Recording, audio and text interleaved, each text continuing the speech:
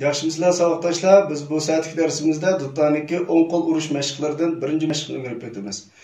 Odalan biz duttani 10 qo'l jenekni qo'rsoq qismi bilan yuzlik qismniki ustida ching terab, duttani muqim holatda tutib olgandan keyin 10 qo'lning olti, 4 barmoqniki yantu holatda, ya'ni yuqoridan tövanga tushish holatida turdi.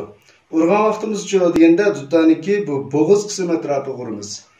Ya'ni yuqoridan tövanga sıyrilib tushgan chog'da 4 barmoq mana bundoq bo'ladi.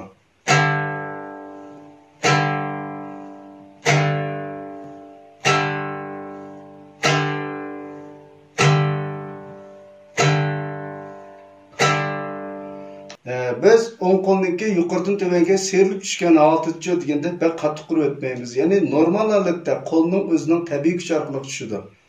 Shunga tövandagi mashqni chelib o'tsak, tövandagi mashq 4 dan 4 udarlik bo'lib, har bir ovoz to'liq ovoz, ya'ni 4 udarga tava bo'ladi. Masalan,